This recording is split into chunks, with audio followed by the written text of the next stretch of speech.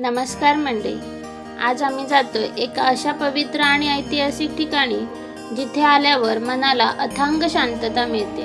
निसर्गाच्या कुशीत वसलेलं आणि भक्तांचं श्रद्धास्थान असलेलं श्री रामलिंग मंदिर आळते. अतिशय शांत आणि निसर्गरम्य ठिकाणी हिरवेगार रस्ते पार करत शहराच्या गर्दीपासून दूर झाडांच्या दाट सावलीतून आणि वळणावळणाच्या रस्त्यावरून जाताना मन अगदी प्रसन्न होते. जर तुम्ही अजून या सुंदर मंदिराला भेट दिली नसेल तर हा व्हिडिओ शेवटपर्यंत नक्की पहा.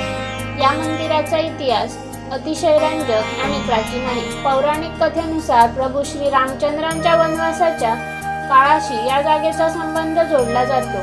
येथील शिवलिंगाची स्थापना स्वतः प्रभू रामाने केली होती, म्हणूनच याला रामलिंग असं म्हटलं जातं. हेमाडपंथी शैलीत बांधलेल्या या मंदिराची वास्तुकला पाहण्यासारखी आहे. मंदिराजवळ पोहोचताच भाविकांची गर्दी पाहायला मिळते. आज घरच्यांसोबत घालवलेला हा आनंद काही वेगळाच आहे. या ऐतिहासिक आणि जागृत देवस्थानच्या दारात पाऊल ठेवताच एक वेगळीच सकारात्मक ऊर्जा जाणवते. मंदिराची ही जुनी दगडी बांधणी आणि शांत परिसर मनाला खूप शांतता देतो.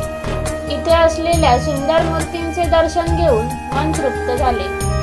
इथले कोरीव काम केलेले दगडी खांब आणि मंदिराच्या रचनेचे सौंदर्य खरोखरच बघण्यासारखे आहे. आजूबाजूला असलेली छोटी शिखरे आणि पाण्याचा कुंड या जागेचे सौंदर्य आणखीनच वाढवतात.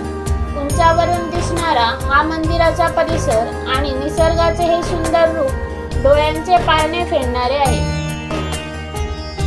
फक्त अध्यात्मच नाही तर हे ठिकाण निसर्गप्रेमींसाठी सुद्धा एक पर्वणी आहे. दर सोमवारी आणि विशेषतः महाशिवरात्रीला इथे भक्तांची अलोट गर्दी असते. संपूर्ण मंदिर परिसर हर हर महादेवच्या जयघोषाने दुमदुमून जातो. या काळात मंदिरावर केलेली रोषणाई आणि इथली ऊर्जा खरंच अनुभवण्यासारखी असते. तर मंडळी, धावपळीच्या आयुष्यातून थोडा वेळ काढून या पवित्र रामलिंग मंदिराला नक्की भेट द्या.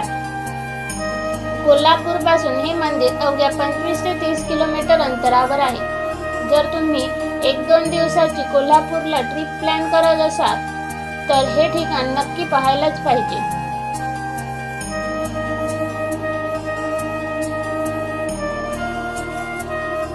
मंदिराच्या अवतीभोवती असलेली हिरवळ, पक्ष्यांचा किलबिलाट आणि उन्हाळ्यातील मिळणारा थंडगार वारा हे सगळं मनाचा थकवा दूर करतं.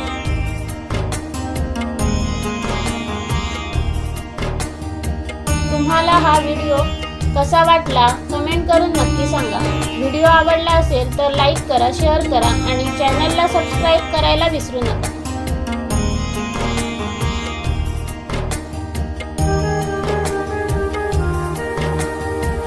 भेटूया अशाच एका नवीन ठिकाणी. तोपर्यंत हर हर महादेव.